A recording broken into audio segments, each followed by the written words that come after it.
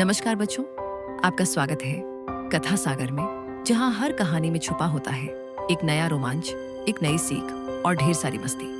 तो चलिए आज की जादुई कहानी शुरू करते हैं।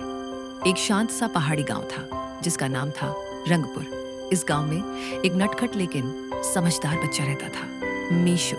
सुबह सुबह वह अक्सर अपने घर की छत पर खड़ा होकर आसमान को घूरा करता था। एक दिन उसने देखा कि आसमान में एक अजीब सा बादल चमक रहा है। वह बाकी बादलों जैसा नहीं था, छोटा सा, गोल और हल्की सुनहरी रोशनी से चमकता हुआ। मीशू की आंखें फैल गईं। वह खुद से बड़बड़ाया, ये कैसा बादल है? ऐसा तो मैंने कभी नहीं देखा। जैसे ही उसने ये कहा, वह चमकता हुआ बादल धीरे धीरे नीचे आने लगा। मीशू डर भी रहा था और उत्साहित भी। बादल उसके सामने आकर रुक गया और एक प्यारी सी आवाज में बोला, हाय मीशू, मैं हूं जादुई बादल निम्बू। मीशू की बोलती बंद हो गई। वह हकलाकर बोला, तुम बोल भी सकते हो?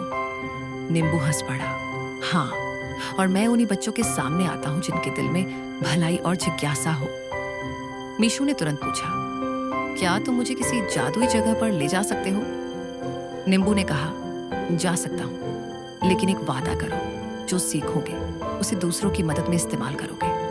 मीशू ने सिर हिलाया, मैं वादा करता हूं। नींबू बादल ने मीशू को अपने ऊपर बैठाया और दोनों आसमान में उड़ते चले गए। हवा ठंडी थी, सूरज की रोशनी हल्की चमक रही थी और नीचे छोटी छोटी नदियां, जंगल और पहाड़ खिलौनों जैसे दिख रहे थे। मीशू का मन खुशी से झूम उठा। कुछ देर के बाद वे एक चमकदार घाटी पहुंचे, इंद्रधनुष घाटी। ये सचमुच जादुई जगह थी। पेड़ गुलाबी, नीले, सुनहरे, हर रंग के थे।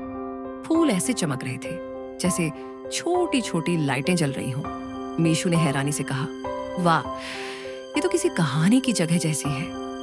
नींबू बादल थोड़ा उदास होकर बोला, ये जगह पहले और भी सुंदर थी, लेकिन अब इसके रंग फीके पड़ रहे हैं, क्योंकि रंगों की रानी रंगली बहुत उदास है। मीशू ने पूछा, वो क्यों उदास है? नींबू ने जवाब दिया, क्योंकि उसके पास कोई दोस्त नहीं आता। मीशू तुरंत बोला, तो चलो हम उससे दोस्ती करते हैं। वे रानी रंगली के पास पहुंचे। वह एक चमकदार क्रिस्टल की कुर्सी पर बैठी थी।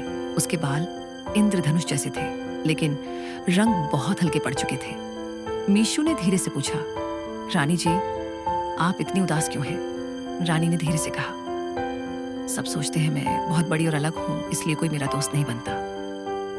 मीशू मुस्कुराया, दोस्ती में न बड़े की जरूरत होती है, न छोटे की, बस दिल चाहिए। रानी पहली बार मुस्कुराई। मीशू ने उसे अपने मजेदार किस्से सुनाए। तितलियों का पीछा करना, दोस्तों के साथ मस्ती करना, पहाड़ों पर खेलना। रानी खिलखिलाकर हंस पड़ी। जैसे ही वह हंसी, पूरे आसमान में रंग फैल गए। पेड़, फूल, पहाड़, हर चीज फिर से चमक उठी। इंद्रधनुष घाटी फिर से जादुई बन गई। रानी रंगली खुश होकर बोली, मीशू, तुमने मेरे राज्य को बचा लिया।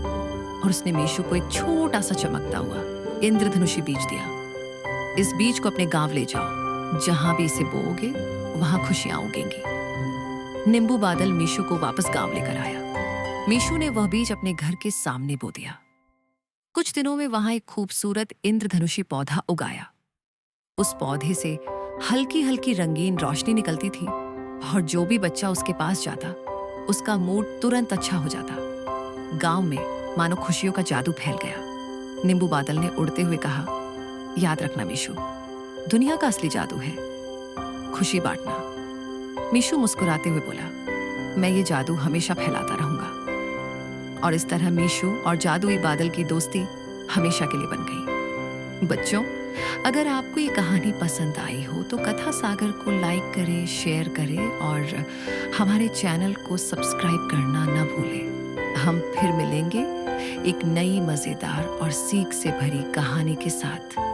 तब तक खुश रहें, मुस्कुराते रहें और जादू फैलाते रहें।